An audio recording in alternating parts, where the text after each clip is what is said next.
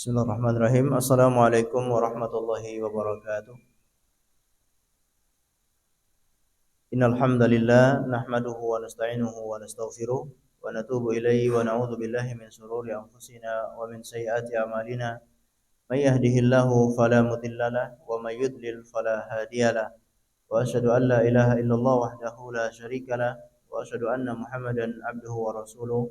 Salawatu rabbihi wa salamu alaihi wa ala alihi wa ashabihi wa man tabi'ahum bi ihsanin ila yaumil qiyamah. Amma ba'd.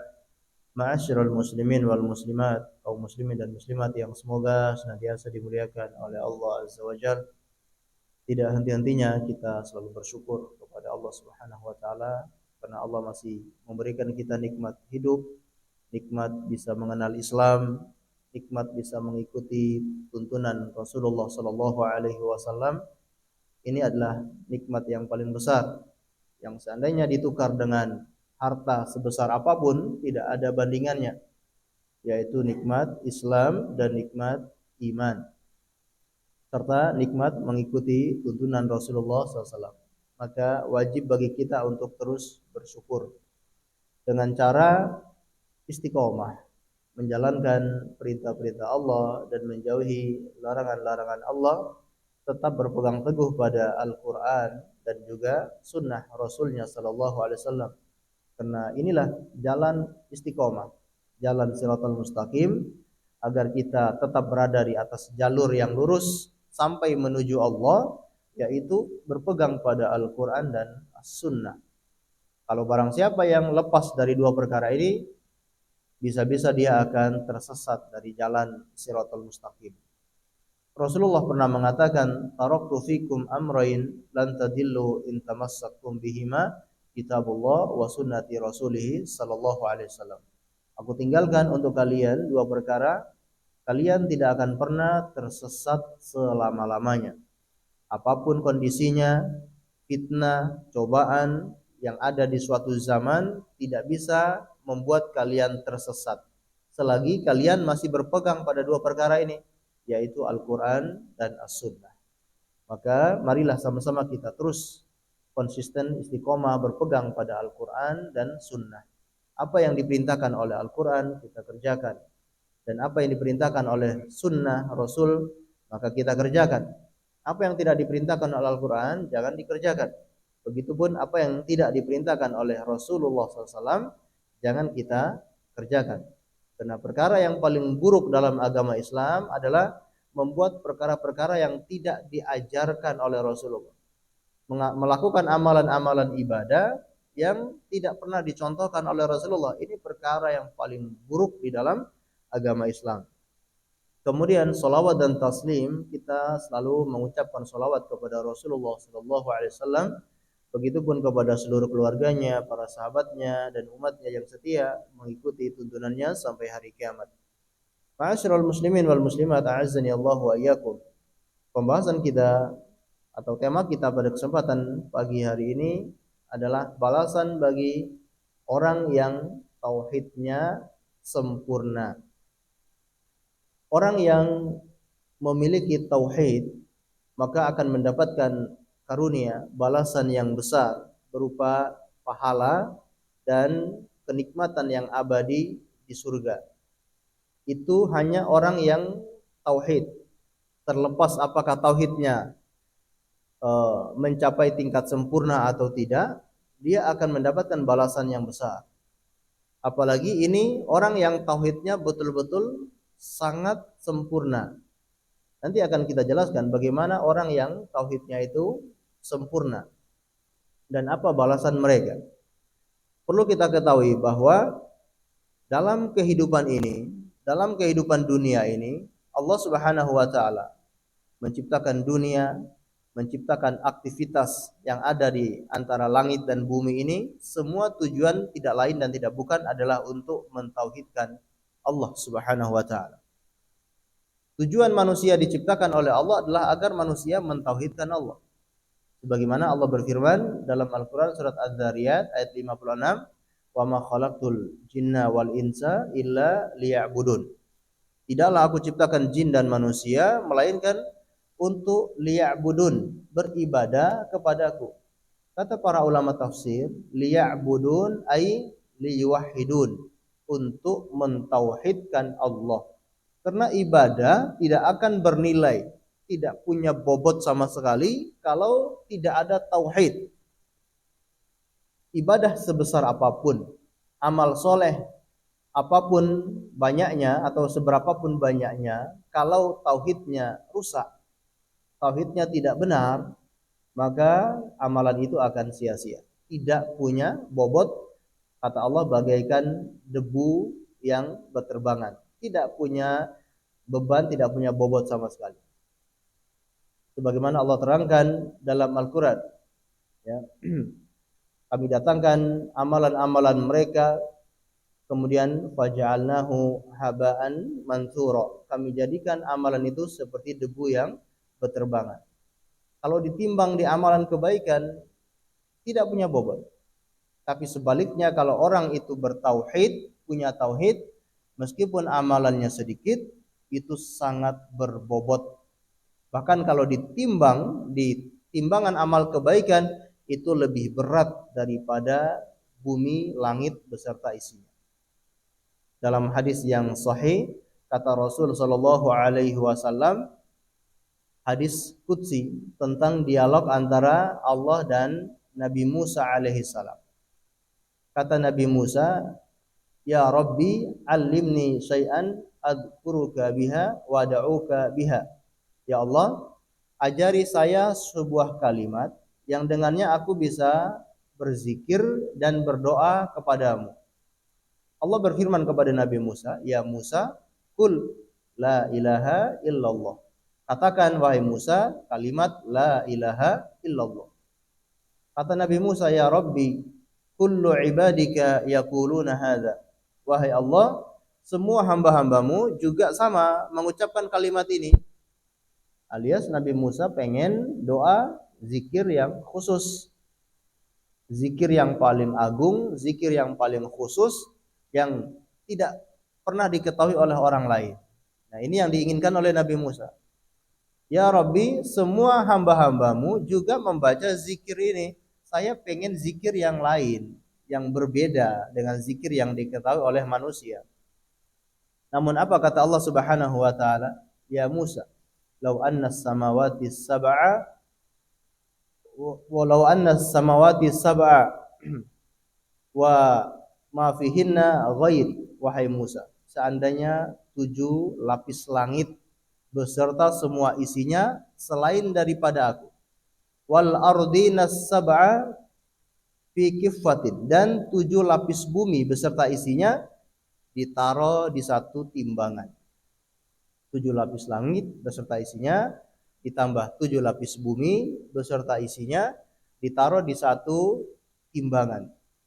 Wala ilaha illallah fi kiffatin, dan kalimat la ilaha illallah diletakkan di timbangan yang satunya. Kalau ada 2 timbangan neraca, ya, kemudian satunya langit dan bumi beserta isinya, satunya kalimat la ilaha illallah, kata Allah, mallat bihinna la ilaha illallah. Maka yang lebih berat itu adalah kalimat la ilaha illallah. Bayangkan, meskipun hanya kalimat la ilaha illallah, bobotnya itu lebih berat timbangan daripada langit, bumi beserta isinya. Betapa agungnya kalimat la ilaha illallah. Kalimat la ilaha illallah itulah kalimat tauhid, yaitu pengikraran bahwasanya tidak ada ilah yang berhak disembah kecuali Allah Subhanahu wa taala. Menyerahkan seluruh bentuk ibadah ditujukan semata-mata hanya kepada Allah dan tidak diberikan kepada siapapun dari makhluk. Apakah kepada malaikat, tidak juga diberikan kepada para nabi, tidak diberikan kepada orang-orang soleh, atau siapapun dari makhluk, tidak diberikan ibadah tersebut hanya kepada Allah Subhanahu wa taala semata. Dan di antara keutamaan yang lain, kalau orang itu memiliki tauhid, dosanya sebesar apapun dapat jaminan masuk surga. Sebesar apapun dosanya, dia mendapat jaminan untuk masuk surga. Kata Rasulullah sallallahu alaihi wasallam juga dalam hadis qudsi. Kata Allah, "Ya ibna Adam, wahai manusia, lau ataitani bi qurabil ardi khotoya, thumma laqitani la tusyriku bi syai'a, la ataituka bi qurabiha maghfirah." Wahai manusia, seandainya engkau datang kepadaku, meninggal dunia, bertemu dengan Allah, membawa dosa sebesar apa? Sebesar bumi. Bumi yang begitu luas, bayangkan dosa besarnya sebesar bumi ini. Seandainya engkau mati, meninggal dunia, membawa dosa sepenuh bumi. Ini campur aduk dosa besar, dosa kecil, dosa apapun itu. Membawa dosa sebanyak itu.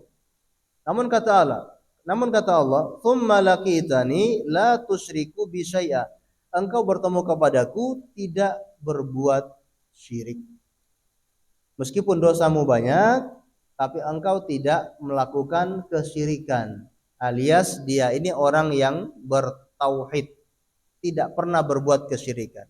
Apa ganjarannya? Kata Allah, "La ataituka bi qurabiha maghfirah."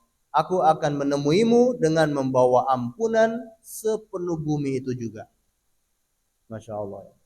Orang kalau bertauhid, dosanya besar apapun akan diampuni oleh Allah Subhanahu wa taala. Bahkan disebutkan dalam beberapa riwayat yang lain,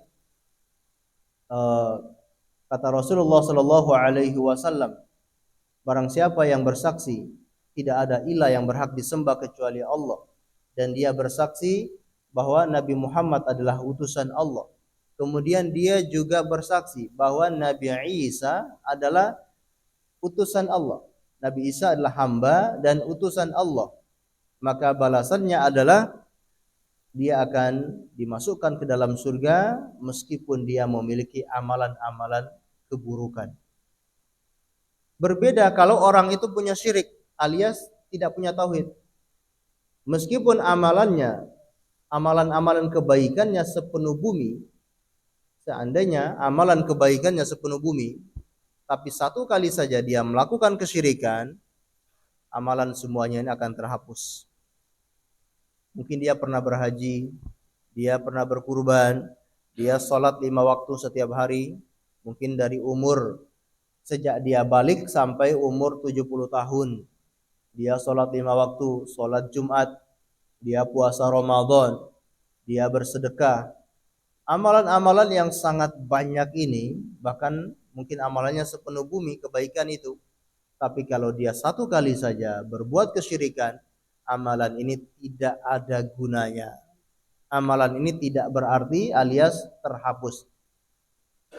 Bahkan Allah Subhanahu wa taala menegaskan kepada Nabi Muhammad sallallahu alaihi wasallam, "La in asyrakta la yahbatanna 'amaluk." Wahai Muhammad, kata Allah, seandainya kalau engkau melakukan satu kesyirikan, seluruh amalanmu akan terhapus. Ini orang yang paling Allah cintai, Nabi Muhammad, manusia terbaik di muka bumi ini. Kalau berani-berani satu kali saja melakukan kesyirikan, maka amalannya semua akan terhapus. Padahal amalan Rasulullah begitu banyak, amalan-amalan kebaikan Rasulullah sangatlah besar. Tidak ada yang bisa menandingi ketakwaannya, kesabarannya, kemudian berbuat baiknya kepada orang lain, silaturahminya. Tidak ada yang bisa menandingi amalan Rasulullah. Itu pun seandainya kalau berbuat syirik, semua itu akan terhapus. Ini bahayanya orang yang tidak memiliki tauhid. Namun kalau orang itu punya tauhid, walaupun hanya sebiji sawi atau sebiji biji-bijian yang paling kecil, tapi kalau itu dia bertauhid kepada Allah, tidak berbuat kesyirikan, insya Allah aman. Insya Allah jaminan selamat, insya Allah akan masuk surga. Kata Allah Subhanahu wa taala, "Man qala la ilaha illallah yabtaghi bidzalika wajha Allah." Barang siapa yang mengucapkan la ilaha illallah, dia mengharapkan wajah Allah dengan ucapan tersebut, harramallahu 'alan nar. Allah akan haramkan dia neraka. Neraka haram bagi orang seperti itu. Ini keutamaan yang besar. Ini keutamaan-keutamaan di akhirat. Keutamaan di dunia, apakah ada orang yang Bertauhid punya keutamaan di dunia sangat banyak. Di dunia punya keutamaan, apalagi di akhirat. Orang yang bertauhid di dunia ini, dia itu akan merasa aman, tentram dalam kehidupan dunia ini. Tidak ada beban sama sekali.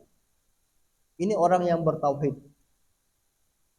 Kalau orang itu tidak bertauhid, dia menggantungkan urusannya kepada selain Allah, tidak akan pernah tenang dalam hidup ini. Mau kemana-mana takut. Takut mau kemana-mana, takut dengan gangguan, ya, mungkin makhluk-makhluk yang tidak kasat mata. Bahkan ada orang yang sampai pakai jimat-jimat, pakai gantung-gantungkan sesuatu, mungkin diterimanya dari para dukun dan seterusnya. Itu semua karena dia nggak tenang, dia nggak merasakan hidup yang tenang, maka selalu khawatir, selalu takut, sehingga harus pergi ke dukun untuk minta jimat-jimat, sesuatu yang bisa dia gantungkan atau yang bisa dia pakai agar mendapatkan ketenangan. Justru bukan tenang, malah tambah susah orang yang seperti itu. Sebaliknya, orang yang bertauhid, kata Allah Subhanahu wa taala, alladzina amanu wa lam yalbisu imanahum bidzulmin ulaika lahumul amnu wa hum muhtadun. Orang-orang yang beriman kemudian tidak mencampur adukan keimanan dengan kedzaliman. Kedzaliman di sini adalah kesyirikan. Maka apa balasan mereka? Ulaika lahumul amnu. Mereka itu akan mendapatkan keamanan. Di dunia dapat keamanan, ketika sakaratul maut dapat keamanan, dan ketika di akhirat, hari kiamat juga mendapatkan keamanan. Masya Allah. Ini aman di dunia, aman ketika sakaratul maut, aman ketika hari kiamat. Di dunia dia aman, pergi kemanapun, mau melakukan acara apapun, tidak ada beban. Tidak ada hitungan hari ini, tidak ada hitungan tanggal ini. Kalau melakukan kegiatan di tanggal ini nanti akan terkena bencana begini-begini. Tidak ada seperti itu, karena dia orang yang bertauhid.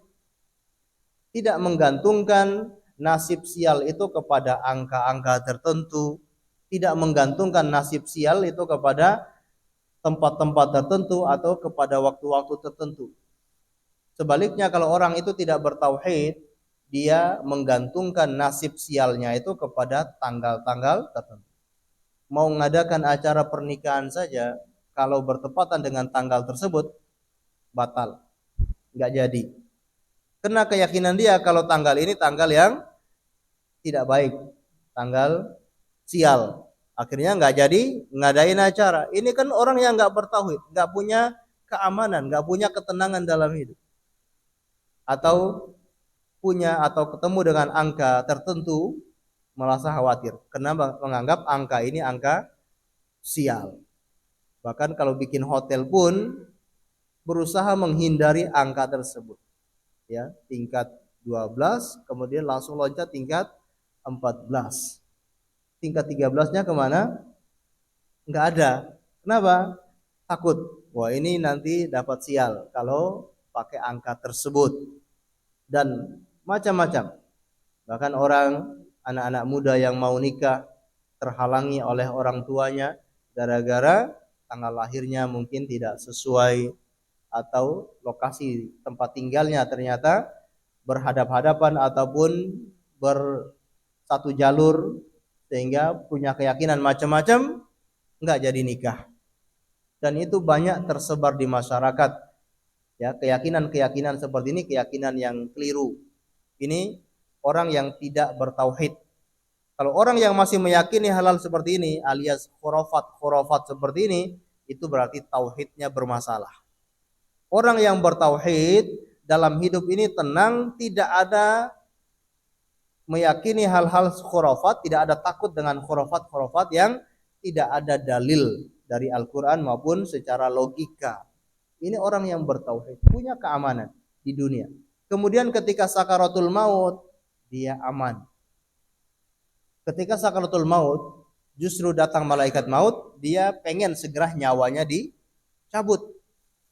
Itu orang yang bertauhid. Sebaliknya, kalau orang yang tidak bertauhid, ketika datang sakaratul maut, bahkan dia bersembunyi di dalam tubuh jasad tersebut sehingga malaikat ini mencabutnya dengan paksa. Padahal kita tahu sakaratul maut itu kan sangat sakit. Ya. Disebutkan dalam hadis Nabi Ibrahim alaihissalam menyampaikan pesan kepada Rasulullah bahwa sakaratul maut itu sangat sakit. Bagaikan orang hidup yang dikuliti. Ini nyawa kita dilepas dari jasad. Bagaikan kulit yang dilepas dari jasad ketika masih hidup. Gimana sakitnya? Kulit langsung ditarik dari jasad. Itu lebih sakit sakaratul maut. Lebih sakit kata Rasulullah daripada 70 bacokan pedang. Namun orang yang bertauhid, meskipun dia menghadapi sakaratul maut yang sangat sakit, justru senang. Karena dia tahu setelah dia melewati rasa sakit ini, ada balasan di depannya yang luar biasa. Ada pahala, ada ganjaran dari Allah yang Allah sediakan di depan dia. Bahkan dia ditampakkan balasannya di depan dia. Istri Fir'aun, orang yang bertauhid kepada Allah, ketika dia meninggal dunia, meskipun dia disiksa, disalib, dipenggal, dia ditampakkan rumahnya di surga oleh Allah Subhanahu wa taala sehingga tersenyum, senang. Ketika dipenggal, disalib, malah senang karena dia tahu balasannya di sisi Allah Subhanahu wa taala. Apalagi nanti di hari kiamat orang yang bertauhid, dia tidak akan khawatir di mana orang-orang itu akan lari ketika hari kiamat. Bagaikan laron yang berterbangan. Al-Qari'ah, mal-Qari'ah, wa ma adraka mal-Qari'ah, yauma yakunun nasu kal farasil mabthur. Hari kiamat. Apa itu hari kiamat? Tahukah kamu apa itu hari kiamat? Hari di mana manusia akan lari, akan berterbangan, akan kabur, akan bingung seperti laron yang berterbangan. Bingung akan nasibnya masing-masing. Bingung, khawatir dia ini selamat atau tidak selamat. Bingung, dia ini termasuk penghuni surga atau penghuni neraka. Manusia sangat bingung ketika itu. Nah, orang-orang yang bertauhid diberikan rasa tentram, diberikan rasa aman oleh Allah Subhanahu wa taala karena dia tahu tempat kembalinya adalah surga. Kemudian ini orang yang tauhid, meskipun ya tauhidnya itu tidak mencapai tingkat sempurna. Nah, ada orang-orang yang mencapai tingkat sempurna. Seperti apa orang yang mencapai tauhid tingkat sempurna? Yaitu mereka-mereka yang terhindar dari kesyirikan, kebid'ahan, dan kemaksiatan. Inilah orang-orang yang tauhidnya sempurna. Orang yang terhindar dari kesyirikan, kemudian kebid'ahan, dan kemaksiatan. Tapi kalau orang yang tauhid biasa saja, mungkin dia baru terhindar dari kesyirikan. Orang yang baru terhindar dari kesyirikan itu pun sudah mendapatkan keutamaan yang tadi kita sebutkan. Apalagi orang ini terhindar dari perbuatan bid'ah, terhindar dari perbuatan maksiat. Nah, ini orang yang puncak tauhidnya sempurna. Orang-orang seperti itu apa balasannya? Mereka akan dimasukkan ke dalam surga tanpa hisab. Begitu hari kiamat, begitu Allah datang untuk mengadili manusia, mereka tidak melalui hari penghisapan. Mereka langsung dimasukkan ke dalam surga. Ini luar biasa. Orang-orang yang sampai tingkat tersebut. Allah Subhanahu wa taala sebutkan golongan itu dalam Al-Qur'an bahwa dalam umat Islam itu ada 3 golongan. Allah sebutkan dalam surat Fatir ayat 32. Tsumma awrathnal kitabal ladzina astafaina min ibadina faminhum dzalimun li nafsi wa minhum muqtasidun wa minhum sabiqun bil khairat biidznillah. Dzalika huwal fadlul kabir. Baik. Ini maksudnya bukan umat Muhammad saja, bukan umat Rasulullah saja, tapi ini seluruh manusia. Kemudian kami wariskan Alkitab, yaitu Al-Quran, kepada orang-orang yang kami pilih dari hamba-hamba kami. Faminhum dzalimun linafsi. Orang-orang yang pertama, mereka yang mendolimi diri mereka sendiri. Wa minhum muqtasidun. Di antara mereka ada orang-orang yang pertengahan. Wa minhum sabiqun bil khairati biidnillah. Di antara mereka ada orang-orang yang cepat melakukan kebaikan. Orang-orang yang paling cepat melakukan kebaikan dengan izin Allah. Jadi ini ada 3 kelompok. Dan kalau kita bawa kepada umat Rasulullah, ada 3 kelompok umat Rasulullah. Yang pertama, orang yang mendolimi diri sendiri. Yang kedua, orang yang pertengahan. Yang ketiga, orang yang cepat segera melakukan kebaikan. Ini orang-orang yang paling depan. Baik. Disebutkan oleh Imam Ibnu Katsir dalam tafsirnya, wa minhum dhalimun li nafsi wa huwa al-mufrid fi fi'li ba'dil wajibat al-murtakabu li ba'dil muharramat. Siapa itu orang yang mendolimi diri mereka sendiri?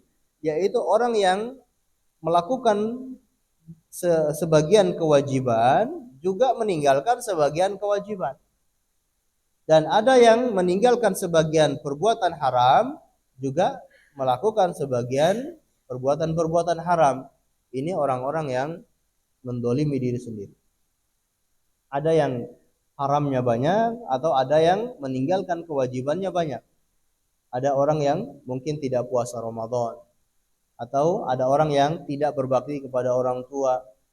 Ada orang yang mungkin tidak bersedekah atau tidak membayar zakat, padahal dia punya kemampuan. Ini orang-orang yang mendolimi diri sendiri. Atau orang yang terjatuh dalam perbuatan dosa-dosa besar. Mungkin ada yang minum khamar, ada yang berjudi, juga mungkin ada yang berzina. Perbuatan-perbuatan dosa besar ini, selain daripada kesyirikan, ini dia masih dinamakan dzalimun li nafsi. Jadi dosa besar apapun, itu dia masih dikategorikan orang yang mendolimi diri sendiri.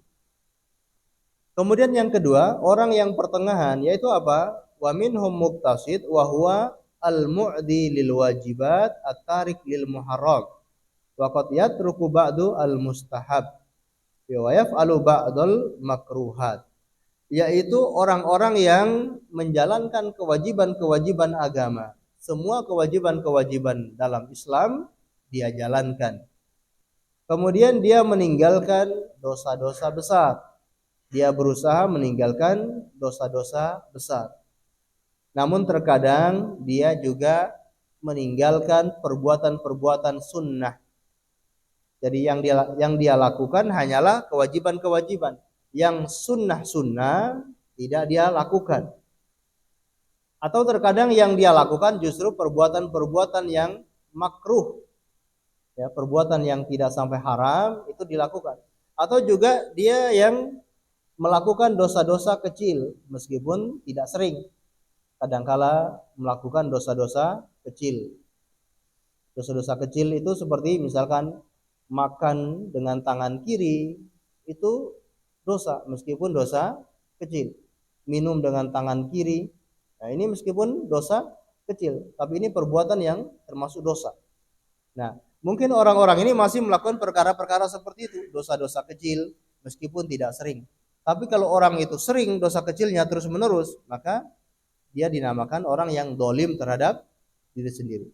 Karena dosa-dosa kecil itu kalau dilakukan terus-menerus, lama-lama menjadi besar. Fa innal jibala minal haso. Sesungguhnya gunung itu awalnya dari kerikil-kerikil kecil. Tumpukan-tumpukan kerikil-kerikil kecil akhirnya membesar menjadi sebuah gunung. Begitu juga dosa. Meskipun nilainya dosa itu kecil, dosa-dosa kecil, bobotnya dosa kecil, tapi kalau dilakukan terus-menerus, lama-kelamaan bisa menjadi gunung, bisa membesar. Baik.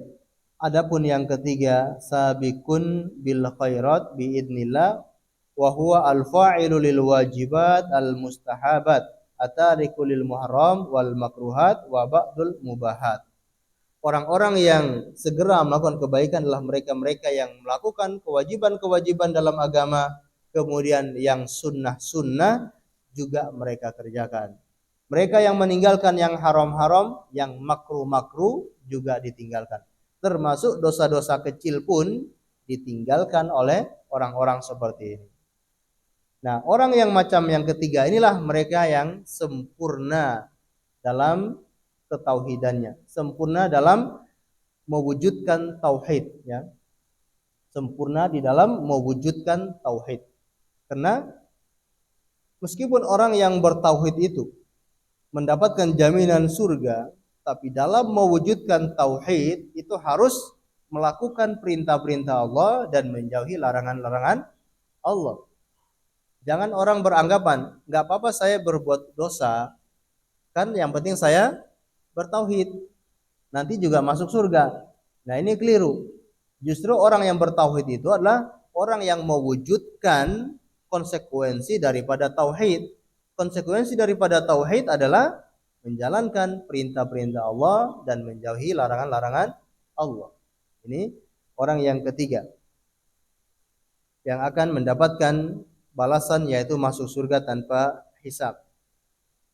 Rasulullah Shallallahu Alaihi Wasallam menjelaskan dalam hadis bahwa di antara umatnya ada 70.000 orang yang akan masuk surga tanpa hisab dan tanpa azab. Dalam hadis yang sahih, Rasulullah menceritakan, yaitu beliau pernah ditampakkan seluruh umat manusia pernah ditampakkan kepada Rasulullah. Para ulama tidak menyebutkan ditampakkannya itu kapan, apakah ketika malam Isra Mi'raj ataukah ditampakkan ketika beliau bermimpi, tidak dijelaskan. Intinya beliau pernah ditampakkan seluruh manusia. Maka beliau melihat ada nabi yang umatnya itu hanya sekitar 3 sampai 10 orang. Ada nabi yang umatnya antara 3 sampai 10 orang. Ada nabi yang umatnya hanya 1 atau 2 orang. Dan beliau juga melihat ada nabi yang tidak punya pengikut sama sekali. Jadi beliau ditampakkan ini nabi fulan, pengikutnya ada 9 atau ada 7 orang. Ditampakkan lagi ini ada nabi, pengikutnya cuma mungkin 1 atau 2 orang. Ditampakkan lagi ada nabi yang tidak punya pengikut sama sekali. Sampai seperti itu. Nabi berdakwah tidak punya pengikut. Berarti gagal nabi ini, ya. Benar. Nabinya gagal gara-gara nggak punya pengikut. Ya, tidak gagal, ya. Karena nabi itu dinilai sudah menyampaikan atau belum. Bukan berapa orang yang ikut dengan kamu, tapi sudah kamu sampaikan kebenaran atau belum. Itulah yang dinilai oleh Allah. Ya, jadi dinilai itu bukan jumlah kuantitas banyaknya pengikut, bukan. Tapi isi materi yang disampaikan itulah yang dinilai oleh Allah Subhanahu wa taala. Maka kita pun jangan terkecoh dengan mungkin ada dai atau ada ustadz, ada kiai ataupun ada ulama yang mungkin pengikutnya jutaan manusia, pengikutnya banyak yang ikut dengan kiai atau ulama tersebut. Lihat yang dia sampaikan itu benar atau tidak. Kalau dia sampaikan dengan bahasa semut, dengan bahasa ini dan bahasa itu, meskipun pengikutnya banyak, pasti salah meskipun pengikutnya banyak, karena bukan patokan. Yang menjadi patokan itu yang dia sampaikan sesuai Al-Quran atau sesuai sunnah Rasulullah, itulah patokan kebenaran. Buktinya ada nabi yang tidak punya pengikut sama sekali. Kemudian beliau melihat di sisi yang lain, ternyata ada nabi yang umatnya sangat banyak, ya. Maka beliau menyangka itu umatnya dia. Ternyata kata malaikat Jibril itu Nabi Musa. Ya. Kemudian beliau dikatakan oleh malaikat Jibril, coba kamu lihat ke sisi yang lain. Beliau melihat ke sisi yang lain, ternyata ada umat yang lebih besar lagi daripada sebelumnya. Barulah dikatakan itulah umatmu. Ini menjadi bukti kalau Nabi Musa termasuk pengikutnya banyak. Pengikutnya Nabi Musa itu juga paling banyak setelah Rasulullah Shallallahu Alaihi Wasallam. Nabi Nuh alaihi salam meskipun dakwanya sekian lama 950 tahun itu dakwanya selama 950 tahun, waktu yang tidak sebentar. Tapi berapa yang mengikuti Nabi Nuh alaihi salam? Yang ikut dengan Nabi Nuh itulah yang ada di atas kapal. Yang jumlahnya sebagian mengatakan ada yang 70, ada yang bahkan kurang dari itu, bahkan belasan. Cuma segitu yang ikut dengan Nabi Nuh alaihissalam yang ada di atas kapal. Padahal waktu dakwanya mengajak manusianya selama 950 tahun. Bayangkan. Namun Rasulullah Shallallahu Alaihi Wasallam termasuk umat yang paling banyak dan memang menjadi umat yang paling banyak dari seluruh para nabi adalah Rasulullah Shallallahu Alaihi Wasallam. Alasannya apa? Alasannya karena yang pertama Rasulullah punya mukjizat yang tidak dimiliki oleh nabi-nabi yang lain. Padahal kita lihat nabi-nabi yang lain itu kan mukjizatnya hebat-hebat. Nabi Musa bisa merubah lautan menjadi daratan, merubah air laut menjadi kering, menjadi jalan.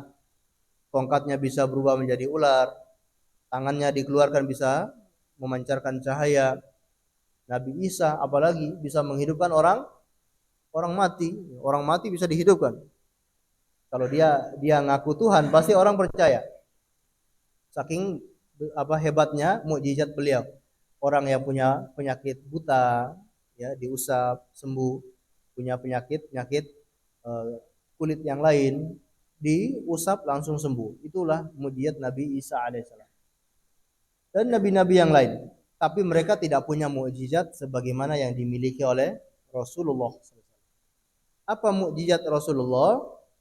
Beliau lebih memilih mukjizat berupa Al-Quran daripada mukjizat yang di luar kehebatan atau di luar kemampuan manusia. Beliau lebih memilih mukjizat berupa Al-Quran.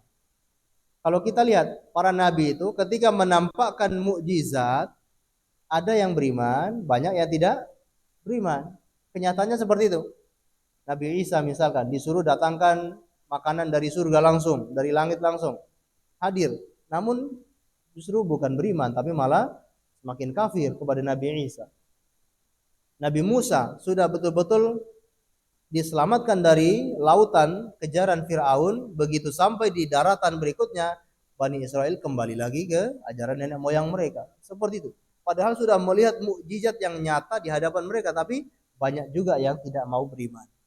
Tapi kalau Al-Quran, cepat atau lambat, orang kalau membaca Al-Quran, dia akan mendapatkan petunjuk, mendapatkan hidayah, akhirnya beriman dan masuk Islam. Mungkin sebelumnya dia tidak mengenal agama, dia tidak mengenal Tuhan, tidak mengenal Nabi. Tapi ketika ketemu dengan Al-Quran, dia baca, insya Allah mendapatkan hidayah. Dan itu berlaku sampai hari kiamat. Kalau mukjizatnya para nabi-nabi yang lain, itu sesaat. Begitu selesai ya, selesai. Tapi kalau Al-Quran berlaku sampai hari kiamat. Maka umat Rasulullah itu sangat banyak karena mukjizat beliau adalah Al-Quran. Kemudian memang beliau adalah nabi yang paling terakhir. Nabi yang paling terakhir, tidak ada nabi setelahnya, maka umat-umat setelahnya adalah pengikutnya Rasulullah Sallallahu Alaihi Wasallam. Baik, di antara umatnya Rasulullah itu ada 70.000 yang akan masuk surga langsung tanpa hisab. Ya. Mendengar itu, para sahabat mulai memperbincangkan. Jadi ceritanya Rasulullah setelah menyampaikan berita ini kepada para sahabatnya, bahwa umatnya itu diantaranya ada 70.000 yang masuk surga tanpa hisab dan tanpa diazab, langsung beliau selesai masuk ke dalam rumah.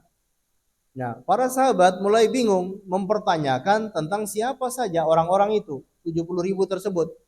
Ini bukti kalau semangatnya para sahabat untuk pengen menjadi golongan tersebut. Maka mereka berusaha mencari tahu apa rahasianya, kenapa mereka bisa menjadi kelompok yang paling istimewa, dimasukkan ke dalam surga tanpa hisab. Itu apa rahasianya? Mereka menyimpulkan, mereka bertanya-tanya. Di antara mereka ada yang mengatakan, humul ladina, mereka itulah orang-orang yang mungkin lahir dalam keadaan Islam. Karena mereka sadar para sahabat itu banyak yang masuk Islamnya belakangan. Ya, setelah besar, setelah dewasa baru masuk Islam. Maka mereka mengatakan, mungkin orang-orang ini mereka yang masuk Islam dari lahir dalam keadaan Islam. Atau ada yang mengatakan mungkin mereka itu adalah orang-orang terdekat Nabi Muhammad sallallahu alaihi wasallam, dan banyak lagi mereka menyebutkan alasan-alasan. Begitu mendengar para sahabat memperbincangkan itu, Rasulullah keluar kembali. Beliau keluar lagi menghadap para sahabat, lantas beliau berkata, fa akhbaruhu faqala humul ladzina la yastarqun wa la yaktawun wa la yatatayyarun wa ala rabbihim yatawakkalun. Orang yang akan masuk surga tanpa hisab itulah yang pertama mereka yang tidak minta diruqyah. Yang kedua siapa? Orang-orang yang tidak minta dikai. Tidak minta dengan pengobatan api atau besi panas. Ini pengobatan kai. Yang ketiga, orang-orang yang tidak tatoyur, tidak mengundi nasib, tidak percaya dengan tatoyur. Ini orang-orang yang nggak percaya seperti itu, nggak tatoyur, nggak mengundi nasib, nggak percaya dengan tatoyur, dan mereka itulah orang-orang yang bertawakal kepada Allah Subhanahu wa Ta'ala. Inti dari tiga kelompok ini adalah orang-orang yang bertawakal, atau inti dari empat kelompok ini adalah orang-orang yang bertawakal kepada Allah Subhanahu wa Ta'ala. Jadi orang yang tauhidnya betul-betul sempurna, dia akan melahirkan sikap tawakal kepada Allah Subhanahu wa Ta'ala. Karena orang itu bisa tawakal kepada Allah kalau dia betul-betul bertauhid kepada Allah. Kalau dia tidak bertauhid kepada Allah, sulit baginya untuk bisa tawakal. Tawakal itu apa? Menyandarkan hati kepada Allah dengan menyerahkan segala urusan kepada Allah. Jadi hatinya betul-betul dia sandarkan kepada Allah, dia gantungkan kepada Allah. Hatinya tidak bergantung kepada makhluk sedikit pun. Dan ini sulit. Kita ini kadangkala masih bergantung sama atasan. Kita kadangkala takut menjalankan agama Islam karena mungkin khawatir nanti gajinya bisa dipotong, ataupun kita tidak mau sholat tepat pada waktunya ketika sedang mungkin di perusahaan sedang rapat, di perusahaan sedang ada meeting, padahal azan dikumandangkan. Kita takut meninggalkan pekerjaan tersebut karena takut dipotong gajinya atau takut dikeluarkan dari perusahaan. Ini berarti hati kita masih ada gantungan kepada makhluk. Kita masih bergantung kepada dunia. Nah, orang-orang yang bertauhid itu yang sampai tauhidnya sempurna, hatinya betul-betul bergantung kepada Allah Subhanahu wa Ta'ala. Tidak bergantung kepada makhluk sedikit pun. Sampai tidak mau minta diruqyah. Kalau dia sakit, untuk mencari kesembuhan, dia tawakal kepada Allah. Dia berusaha berobat dengan pengobatan yang benar, tidak minta diruqyah. Karena kalau dia minta diruqyah, khawatirnya akan mengurangi tawakalnya kepada Allah Subhanahu wa Ta'ala.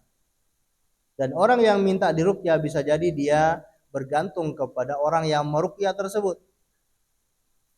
Contoh dia punya sakit, ya, penyakit yang kelihatan ataupun penyakit yang tidak kelihatan.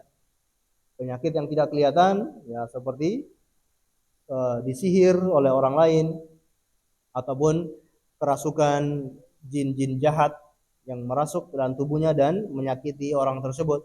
Nah, dalam kondisi seperti ini pengobatannya adalah ruqyah. Nah, orang yang bertauhid dia meruqyah dirinya sendiri. Misalkan orang minta diruqyah, hukumnya sah-sah saja. asalkan orang tersebut mampu dengan ruqyah yang benar, ya. Tapi bisa menghalangi seseorang dari masuk surga tanpa hisab dan azab. Ataupun pengobatan kai, pengobatan dengan besi panas. Ini pengobatan di zaman dulu, ya. Kata orang Arab, akhirud dawa al-kai. Akhir segala pengobatan itu kai. Karena ya antara hidup dan mati. Bisa hidup, bisa sembuh ya hidup, kalau tidak sembuh ya mungkin malah mati. Ini pengobatan yang paling terakhir, nggak ada obat lain. Ini yang paling terakhir. Alternatif paling terakhir itu kai. Besi dipanaskan sampai merah, kemudian ditempelkan di area yang sakit tersebut. Bayangkan ya, pengobatan seperti itu. Nah, ini orang tidak minta diobat dengan seperti itu. Kemudian orang yang tidak percaya dengan takoyur, ya, tidak mengundi nasib, yang tadi kita jelaskan, ya, takoyur. Takoyur itu berbagai macam jenis, ya, di masyarakat tersebar.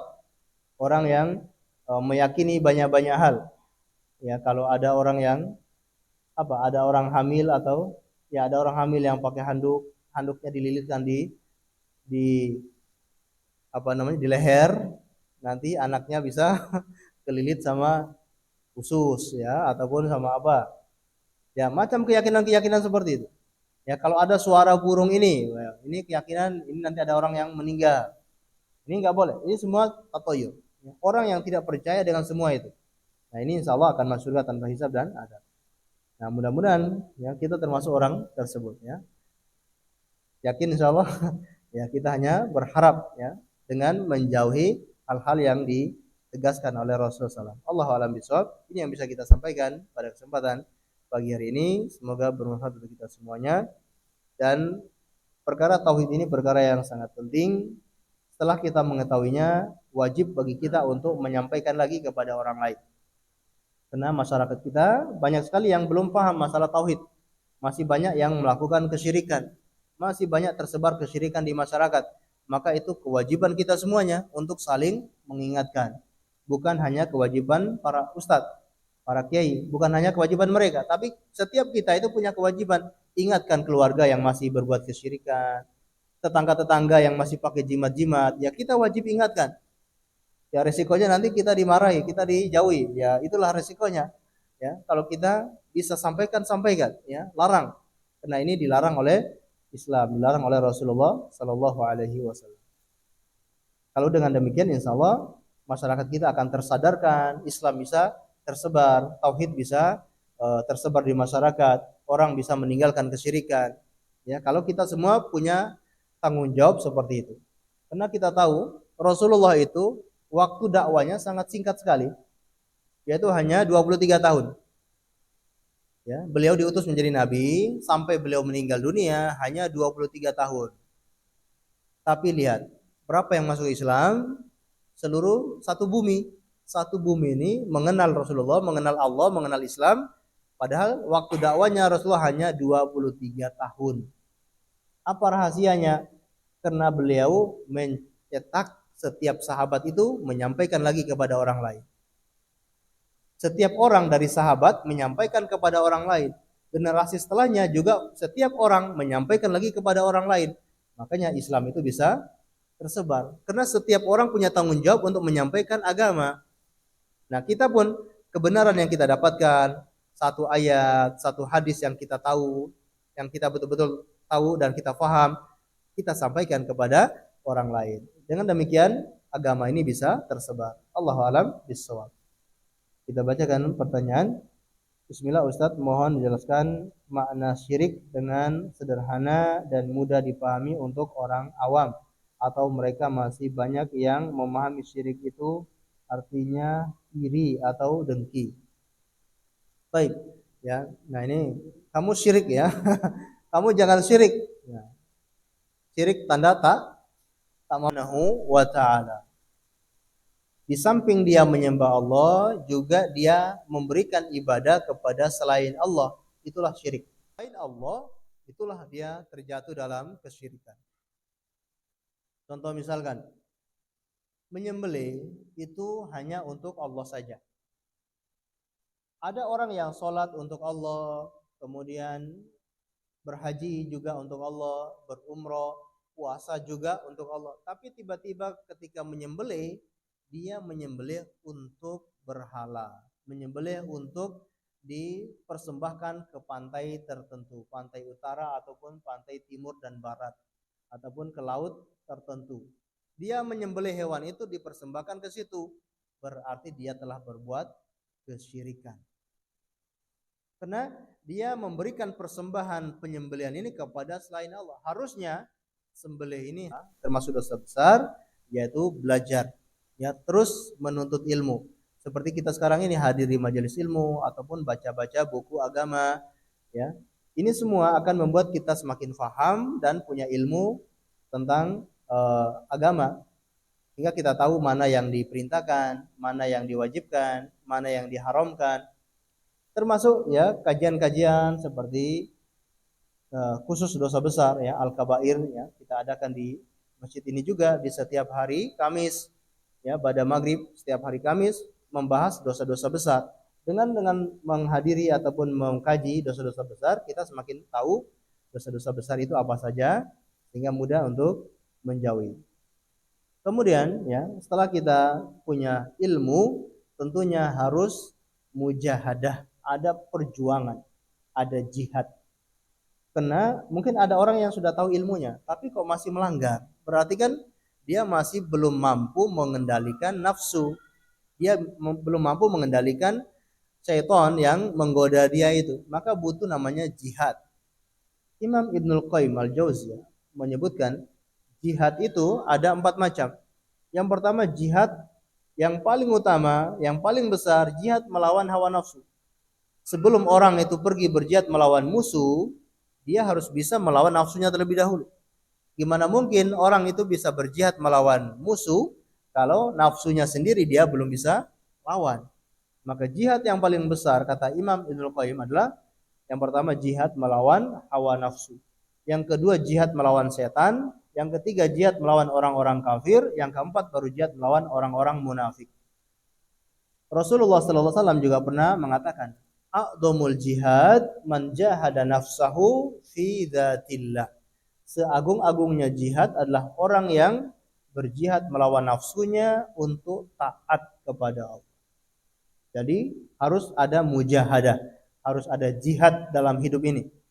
Kalau kita nyantai-nyantai saja, tidak ada perjuangan, tidak ada jihad, lalu kita berangan-angan, nanti saya bisa meninggalkan dosa ini, nanti saya akan melakukan ketaatan ini, hanya angan-angan, itu ya cuma angan-angan, ya. Tapi harus butuh perjuangan, butuh mujahadah. Dan Allah sudah memberikan janji kalau ada orang yang berjihad akan dimudahkan jalannya, ya. Walladzina jahadu fina lanahdiyannahum subulana. Barang siapa yang berjihad di jalan kami, bersungguh-sungguh di jalan kami, kami akan beri petunjuk, ya, ke jalan yang lurus. Akan kami beri dia kemudahan. Ya, kalau orang memang sudah bersungguh-sungguh untuk melawan hawa nafsu. Yang ketiga berikutnya adalah tentunya minta bantuan. Ya, kita agar terhindar dari perbuatan dosa, minta bantuan. Sama siapa kira-kira? Ya, sama yang menciptakan maksiat itu. Yang menciptakan maksiat, yang menciptakan dosa adalah Allah Subhanahu wa taala. Termasuk yang menciptakan setan adalah Allah. Maka kita bisa terhindar dari dosa dan gangguan-gangguan setan adalah dengan minta bantuan kepada penciptanya makhluk-makhluk ini. Ya, minta bantuan kepada Allah Subhanahu wa taala. Termasuk, ya, Allah sendiri mengajarkan kita untuk minta bantuan setiap kali kita sholat. Dalam surat Al-Fatihah. Dalam surat Al-Fatihah itu sebenarnya kita sedang minta bantuan kepada Allah untuk konsisten, untuk istiqomah. Apa doanya atau apa bacaannya? Ihdinas siratal mustaqim. Maka ketika sampai pada ayat ini atau dari ayat pertama, kita coba merenungkan atau menghadirkan hati dalam bacaan-bacaan kita. Ihdinas siratal mustaqim. Ya Allah, tunjukkan kami ke jalan yang lurus. Tunjukkan kami ke jalan hidayah. Berikan kami hidayah ke jalan yang lurus. Pertanyaannya, bukankah kita ini sudah dapat hidayah? Betul, kita ini sudah dapat hidayah masuk agama Islam. Tapi apakah kita bisa istiqomah di atas Islam? Ya, Belum tentu, tidak ada yang menjamin. Maka butuh kita terus minta hidayah agar istiqomah sampai meninggal dunia.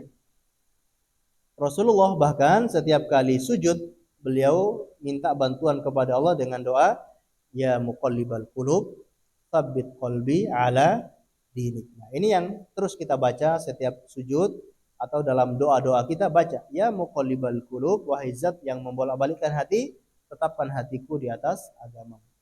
Ya. Kemudian ya tentunya kita berteman, bergaul dengan lingkungan-lingkungan yang baik. Contohnya ada orang yang pengen tobat dari dosa membunuh, dalam hadis ya itu diceritakan dianjurkan oleh orang yang berilmu di zaman itu untuk pergi meninggalkan lokasi tersebut karena lokasi itu lokasi yang buruk. Kalau kamu pengen bertobat, gak usah tinggal di sini, kamu pergi ke lokasi yang tempat orang-orang baik. Ini kisah orang yang membunuh 100 orang. Jadi kita perlu mencari lokasi lingkungan yang baik karena lingkungan itu sangat menentukan, sangat mempengaruhi seseorang. Termasuk teman dekat, teman ya, teman ngobrol, termasuk pasangan hidup juga menentukan sekali ya. Kadang-kala orang dapat hidayah karena menikah dengan wanita tersebut atau wanita ini dapat hidayah karena menikah dengan laki-laki tersebut.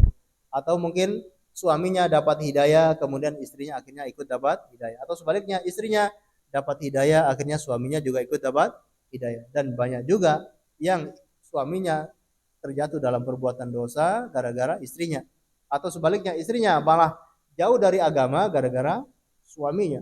Nah, ini teman, pasangan, lingkungan itu sangat mempengaruhi, maka kita mencari lingkungan yang baik, lingkungan yang bisa mendukung kita dalam ketaatan. Allah a'lam bishawab. Mungkin itu ya. Nah. Ampun atau ada yang lain? Oke. Oke ya. Ruqyah, apakah boleh? Jawabannya boleh ya. Ruqyah itu boleh dengan syarat. Ya, ada 3 syarat. Yang pertama, harus dengan ayat-ayat Al-Qur'an ataupun doa-doa yang diajarkan oleh Rasulullah. Itu syarat yang pertama. Bacaan ruqyah harus menggunakan Al-Qur'an ataupun doa-doa yang ada dalam hadis-hadis Rasulullah. Ataupun dengan kalimat-kalimat yang bisa dipahami ya. Syarat yang kedua dengan kalimat yang bisa dipahami ataupun kalimat bahasa Arab yang bisa dipahami, maknanya bisa dipahami. Kalau kalimat itu tidak bisa dipahami ya, tidak bisa dipahami kecuali oleh orang yang peruqyah saja. Misalkan kalimat yang bisa dipahami itu maksudnya memang bukan bahasa orang, ini mungkin bahasa jin ataupun bahasa hewan atau bahasa apa gitu ya. Mungkin ada bahasa hewan. Nah, ini tidak bisa dipahami dengan bahasa. Contoh kalau ada orang yang ruqyah dengan bahasa Inggris, ada orang yang ruqyah dengan bahasa Inggris, dan orang ini nggak tahu bahasa Inggris, boleh nggak seperti ini? Ya boleh, karena bahasa Inggris ini bisa dipahami oleh orang yang bisa bahasa Inggris. Atau ada orang yang ruqyah dengan bahasa Arab, dan orang yang pasien itu tidak tahu bahasa Arab, boleh atau tidak? Boleh, karena bahasa Arab ini dipahami oleh orang yang bisa bahasa Arab. Nah, ini bahasa yang dipakai untuk ruqyah tidak dipahami oleh orang manapun gitu. Bahasa manapun nggak paham bahasa ini. Dan mengandung kesyirikan. Nah, ini nggak boleh. Dan biasanya bahasa-bahasa seperti itu memang mengandung kesyirikan. Ya, mungkin dia dapatkan dari jin yang mengajarkan dia atau dia dapatkan dari mana atau bahasanya dibolak-balik sehingga nggak tahu maknanya. Baik. Kemudian dia jangan berpatokan pada tipe ruqyah tersebut. Dia harus sandarkan kesembuhan hanya kepada Allah Subhanahu wa taala. Nah, kalau cara seperti ini insyaallah dibolehkan dalam syariat. Ya, dinamakan ruqyah asy-syar'iyyah. Ruqyah yang dibolehkan. Termasuk bisa dengan dibacakan dengan media-media yang dibolehkan seperti air atau terlebih lagi air zam-zam ya, dibacakan kepada air zam-zam kemudian diminumkan, ini juga boleh. Ataupun dibacakan ke air putih, air tawar lalu diminumkan kepada pasien ya, ini boleh. Ataupun dicampur dengan daun bidara, sebagian ulama beristihad ya, dicampur dengan daun bidara ataupun sebagian lagi dengan obat-obatan yang diajarkan oleh Rasulullah seperti habatus sauda, kemudian kurma ajwa, air zam-zam. Ini disebutkan dalam hadis kalau bisa untuk mengobati penyakit. Allahu a'lam bishawab. Mungkin sampun ya, kita akhiri dengan membaca doa kafaratul majlis. Subhanakallahumma bihamdika asyhadu an la ilaha illa anta astaghfiruka wa atubu ilaik. Wa sallallahu ala nabiyyina Muhammad wa ala alihi wasallam. Terima kasih atas segala perhatiannya. Mohon maaf atas segala kekurangannya. Assalamualaikum warahmatullahi wabarakatuh.